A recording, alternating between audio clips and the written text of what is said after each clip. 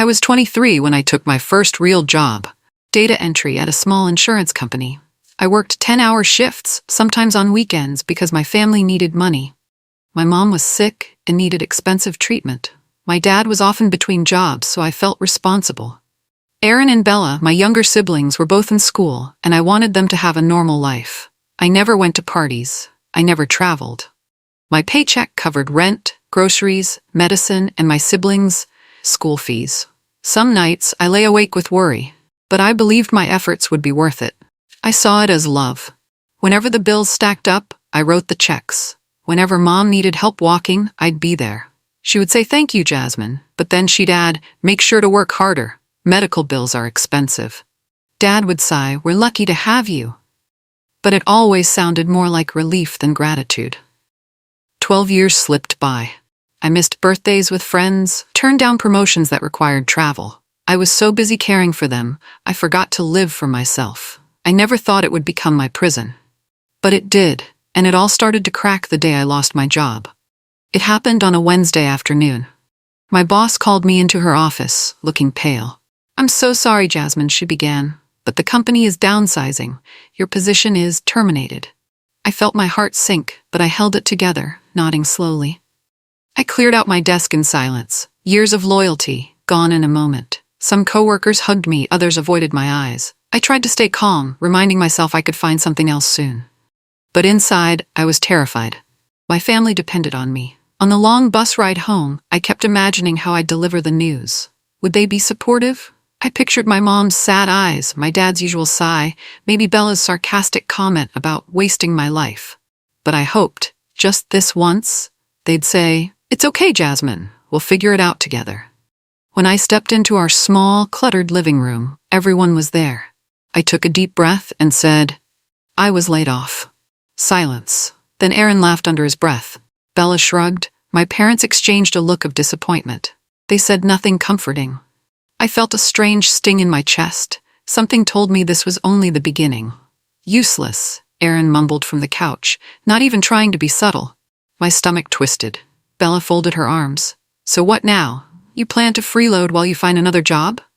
Her tone stung like a slap. I tried to keep my voice steady. "I've supported this family for 12 years. I just need some time to find something new." My dad huffed. "Time? We have bills, Jasmine. You can't just sit around." Mom, who was resting in her recliner, raised an eyebrow. "Your father's right. We all rely on you. You know that." I glanced at my siblings, recalling all the times I paid for their clothes, textbooks, and phone bills. Aaron scrolled on his phone, not even looking up. Bella pretended to pick lint off her sweater, like my news was an annoyance. I forced a smile. "I'll get back on my feet soon, don't worry." But the tension in my chest grew. When I turned to leave, Aaron snickered again. "You're worthless if you can't keep a job." His words echoed in my head. I went to my room, shut the door, and sank onto my bed. For the first time, I felt angry rather than just hurt. The next morning, I offered to help around the house, cook, clean, do laundry, while I sent out resumes.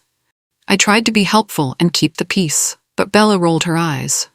"Don't bother. You're clumsy in the kitchen." Aaron was sprawled on the couch again, playing a game on his phone. "She'd probably burn the eggs," he teased without glancing up. Their words sliced deeper than they probably intended. Once I'd have brushed it off, telling myself they were just stressed. But now I felt a hot surge of resentment. I squared my shoulders. "I'm trying to do my part. You guys act like I'm not good at anything." Bella shrugged. "It's not like you can help with the bills right now. Maybe just stay out of the way." Dad walked in, rummaging for coffee. "Let her do something," he told Bella. "God knows we need the house tidy." Then he looked at me. "But don't complain if you mess it up, and don't expect thanks, Jasmine. This is your duty." I swallowed the lump in my throat. They saw me as a servant, not a daughter or sister. My heart pounded with a mixture of shame and fury. That evening, I sat on the old armchair in the living room. Everyone was there, and I tried to broach the idea gently. "I've been working for so long. Maybe it's time I rest a bit, consider a new path, maybe even early retirement." Silence fell. Then Bella snorted. Aaron nearly choked on his soda. My dad leaned forward. "Retire from what?" he asked, genuinely baffled. "It's not like you made millions, Jasmine. You've been doing odd jobs, nothing special. My cheeks burned. They weren't odd jobs, Dad. I was a team lead at my company. I saved them a lot of money over the years. Mom shifted in her recliner. Please, don't act like you were a hotshot. We're the ones who needed real support, and you gave just enough. Retirement is for people who actually succeed. I stared at them in disbelief. After all the sacrifices, they still saw me as this perpetual workhorse. I've been giving you my entire paycheck for years. I just want a break to breathe. My mother shrugged, turning her attention to the TV. We need your help, Jasmine, not your break. Stop daydreaming. Anger flared in my chest. I felt ready to explode. Days passed, and the tension grew heavier. The job hunt was tough, and I was still reeling from losing my old position. My dad pulled me aside one morning, his voice low. I spoke with a friend. He owns a cleaning agency. They're hiring. My blood froze. A cleaning agency? Dad, I have office skills. I led projects. He shrugged.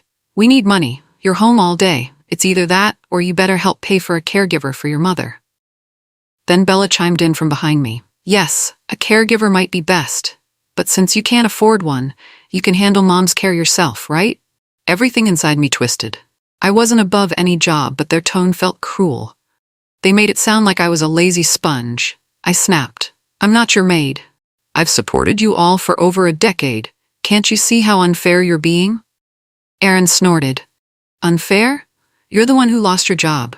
You can't pull your weight anymore, so do whatever Dad suggests. I felt something snap in my chest, like a final tether had broken. They had no respect or gratitude. This was the last straw. That night, I sat at the kitchen table, my heart pounding. Mom was watching her drama shows, Bella was painting her nails, and Aaron was finishing dinner. Dad was in his usual spot, half asleep on the couch. I cleared my throat. Everyone, can we talk? They looked at me, uninterested. My voice shook, but I forced the words out. I'm done being your personal bank and live in help. I won't be treated like this anymore. Bella clicked her tongue. Where's this attitude coming from? Mom turned the TV volume down slightly but didn't pause her show. Oh, Jasmine, you're making a scene. I stood up, ignoring the tremor in my legs. I sacrificed my youth to support you all. I skipped vacations, promotions, even a chance to go to college. You treat me like a burden now, when I just need some time to breathe. I won't do it anymore. Dad rolled his eyes. And what exactly are you going to do about it? My heart thumped so hard I could hear it in my ears. I'm leaving, I said, my voice clear. For good. I can't stay here another day. I saw shock in their eyes, but not an ounce of sorrow.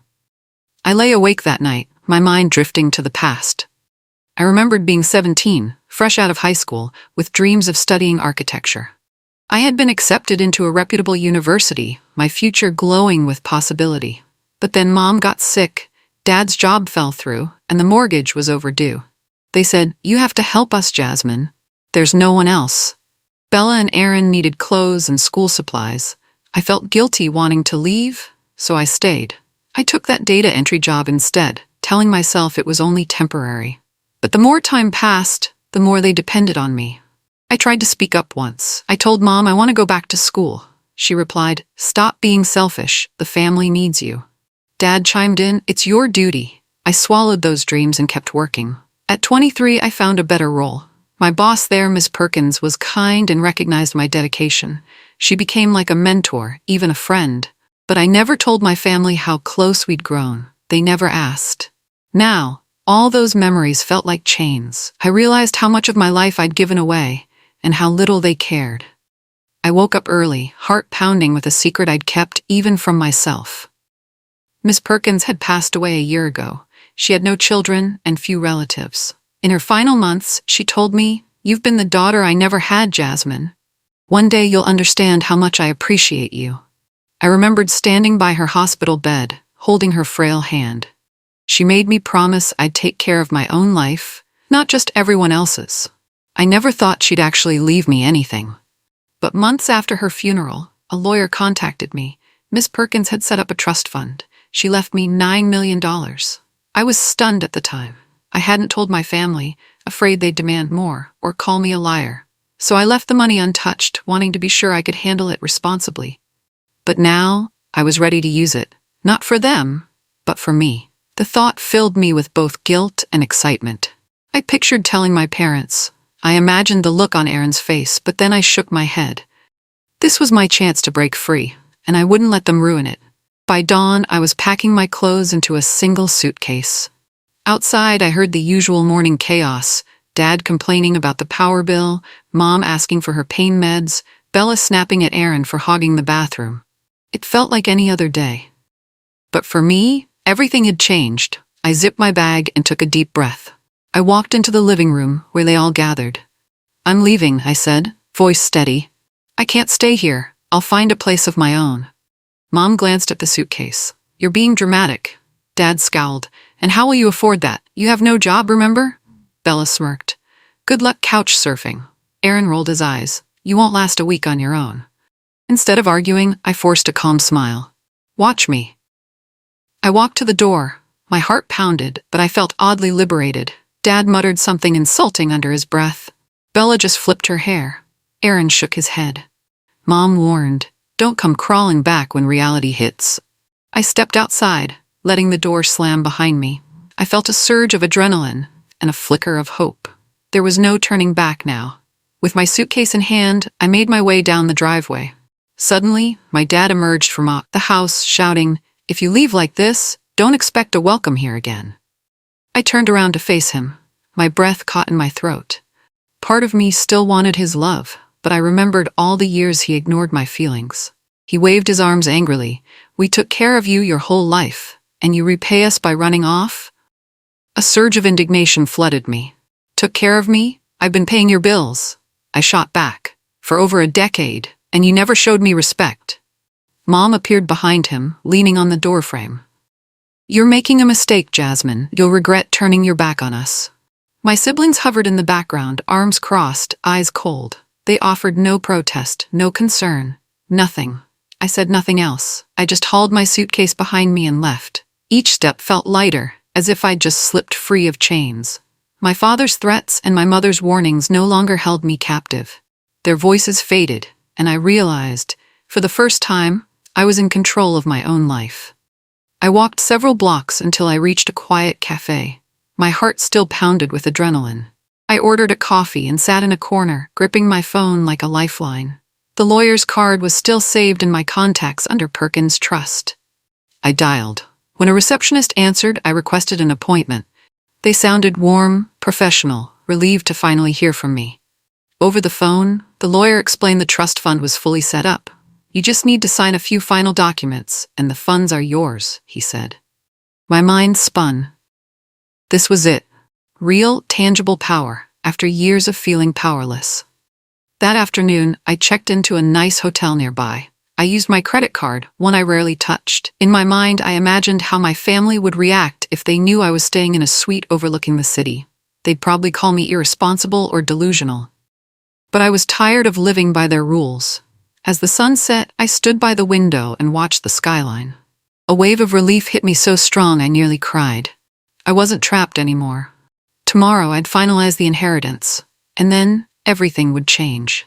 The next morning, I dressed in a crisp blazer, feeling oddly confident. At the lawyer's office, the legal assistant greeted me with a stack of papers. My signature flowed onto each page, and with every stroke of the pen, I felt a swell of freedom. Once finished, I walked out with a sense of awe. $9 million. It was dizzying. I had never seen more than a few thousand in my savings at once. Now the possibilities were endless. I decided to look for a place to live.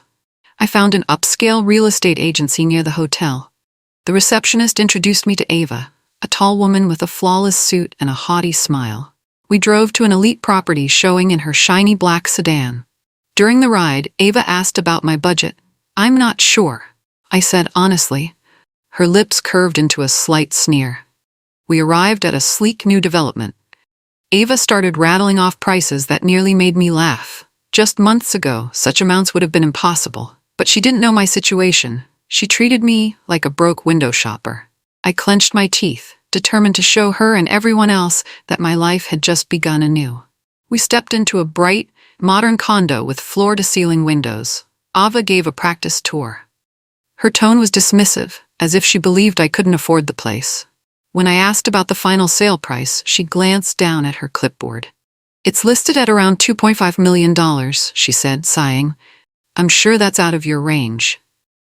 Her condescension made my blood simmer. I pulled out my phone, opened my banking app, and turned the screen toward her. A large, unmistakable balance appeared. I watched her eyes widen. Her entire expression shifted. Oh my goodness, she stammered. I didn't realize. I calmly said, I'm prepared to purchase if we can finalize quickly. She swallowed hard. Yes, absolutely. We can start paperwork right away. The sudden change in her attitude was almost comical. She offered me water, asked if I wanted to see the rooftop pool again. I declined politely, but inside I was savoring the moment.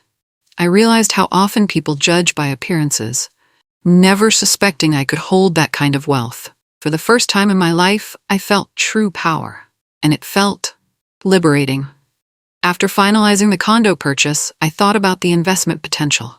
My mind was racing with ideas, so I asked Ava to show me a second property in the same building.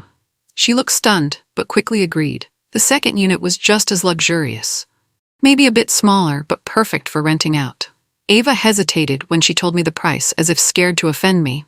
I just nodded and smiled. I'll take it. Her eyes nearly popped out of her head. Both? Are you sure? Yes, I was calm, though my heart was hammering with excitement. I had never spent money like this, but it wasn't about showing off. It was about securing my future, creating stability that no one could take away. We signed the papers that same day. I left the agency owning 2 luxury condos. The city lights reflected on the polished marble floor as Ava thanked me repeatedly, her voice full of awe. I could tell she'd be bragging about this sale for weeks. When I stepped into the elevator to return to my hotel, I stared at my reflection in the mirrored walls. I looked the same, but inside I felt like a new person. It didn't take long for word to spread. Maybe Ava bragged to Bella, or maybe Aaron heard rumors. The next morning, my phone rang nonstop. I finally answered a call from Aaron, whose voice trembled with urgency. You bought 2 condos? Everyone's talking about it, he babbled. Bella's friend Ava said you dropped millions like it was nothing. Where'd you get that money? I rolled my eyes, remembering how he'd called me useless just days ago. That's my business, I said calmly. He paused, then spoke in a whisper. Listen, Bella is freaking out. She lost a side gig and Dad's furious with the bills. We need your help. My heart pounded with both anger and sadness. They still expected me to swoop in. Their words had changed from insults to pleas. But I wasn't the same Jasmine who crumbled under their demands. I'm sorry, Aaron, I said, voice cold. I can't help you. He started to argue, but I hung up before he could finish. I stood there in my new living room, phone in hand, breathing fast. I realized something important. I wasn't powerless anymore. They needed me, but I sure didn't need them. For the next week, I received a flood of texts from my mother, my father, and even Bella, who once called me not good for anything. Now they were full of desperate apologies and sweet words. Mom texted, "We miss you. Let's talk." Dad left voicemails, "Jasmine, come home. We can fix this." Bella tried a more friendly approach. "You know we love you, sis. Don't let money come between us." I couldn't believe the audacity. I reread their harsh words from just days before, still fresh in my memory. Then I looked at these new messages, dripping with fake concern. They wanted access to my money, not me. One afternoon, a bouquet of flowers appeared at my door with a note signed by Aaron. It read, "We're sorry. Let's start over." I tore the card in half. I was done falling for their manipulation. My phone kept ringing, but I ignored it. With each passing day, I felt stronger, more certain I'd made the right choice. I had been their crutch for too long. Late one night, I blocked all their numbers, turned off my phone, and gazed out my condo window. For the first time in years, I felt peaceful. Despite blocking them, my family found other ways to reach me. One morning, as I stepped out of my condo building, I spotted Aaron waiting by the entrance. He looked disheveled, like he hadn't slept. He rushed over, eyes red. "Jasmine, please, just talk to me," he begged. I stood firm, heart pounding. "I have nothing to say to you." Tears welled in his eyes, though I wondered if they were genuine. "I'm sorry for calling you useless. We were stressed. We need your help. Bella's in trouble. Dad can't pay the rent. Mom's health is getting worse." His words tugged at my old guilt, but I reminded myself how they laughed when I lost my job, how they never cared about my exhaustion. I'm hiring a driver, I said flatly.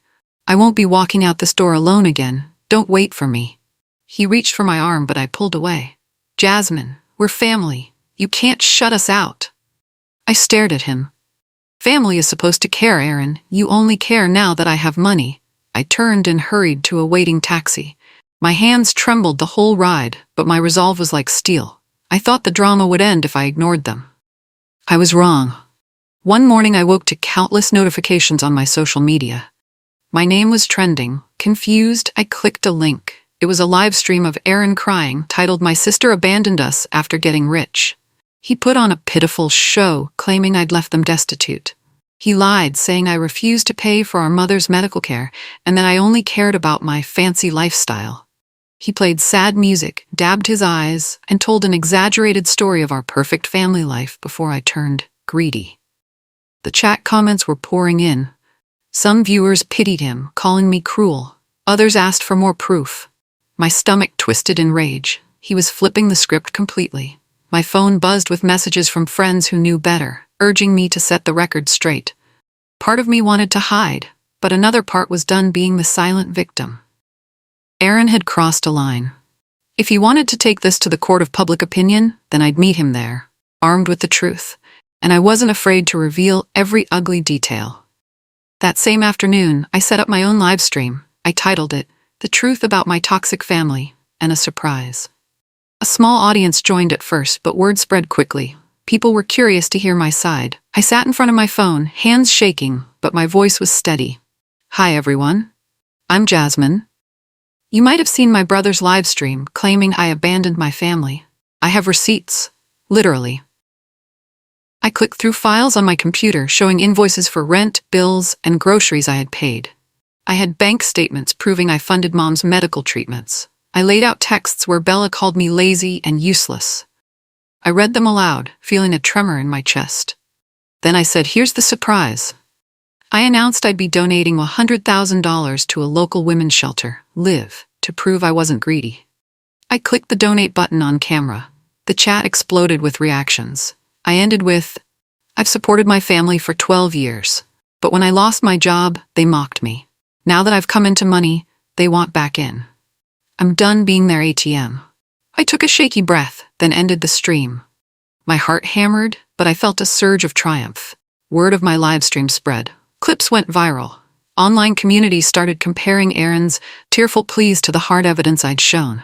I was inundated with messages, some supportive, some skeptical. But my proof spoke for itself. So, I decided to do a follow-up stream. This time, I shared more personal history. I told viewers how I gave up college to work for my family's sake, how Miss Perkins had left me an inheritance because of my loyalty. I even displayed photos of my life at home, my cramped room, the house always in disrepair. I explained how my siblings rarely worked, yet demanded luxuries.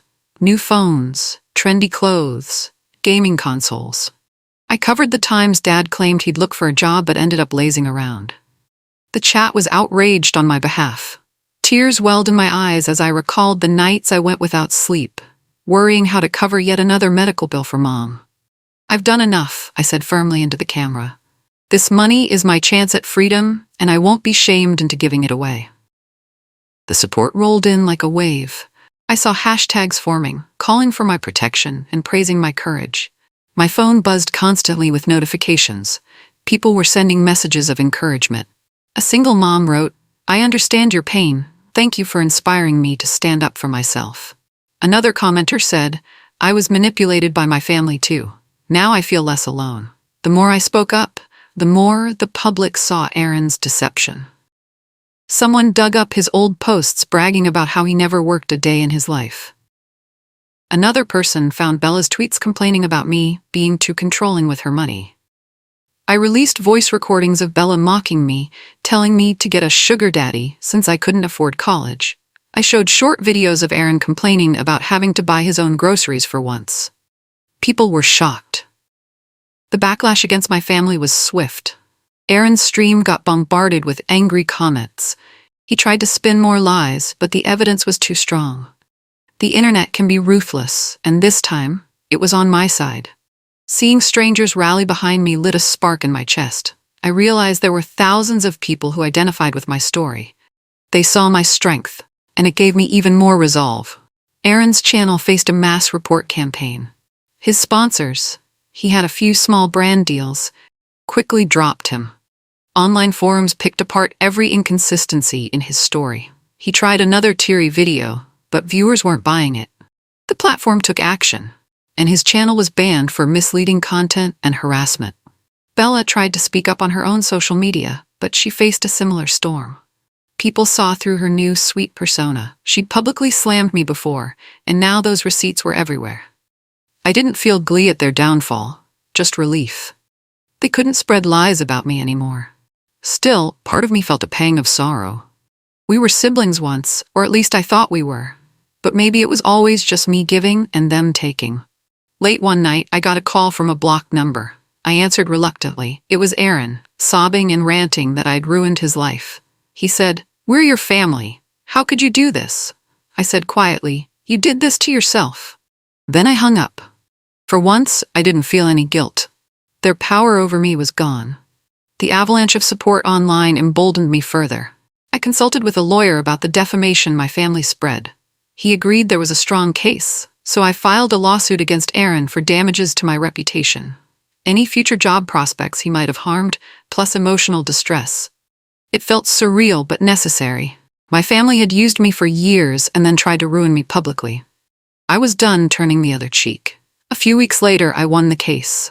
The ruling forced Aaron to pay a hefty settlement. Of course, he didn't have the cash. So, we reached a deal. I reclaimed the small house I'd once bought for my family during better times. It was in my name, but they'd treated it as theirs. They had never kept up with any legal paperwork, so the judge transferred full rights to me. It was a hollow, bittersweet victory. I remembered the excitement I felt when I first bought that house, thinking we'd finally live better. Now it was a symbol of their betrayal.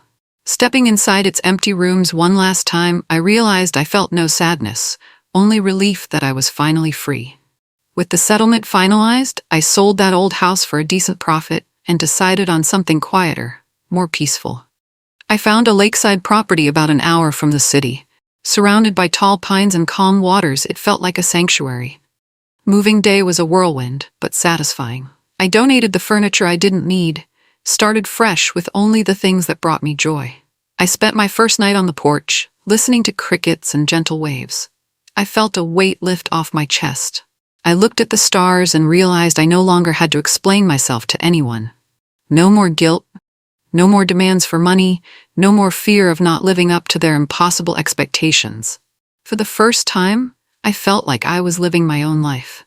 Sure, my family was out there, probably still bitter. But that wasn't my concern anymore. I had a new circle of supportive friends online, a comfortable savings, and a home that felt like mine.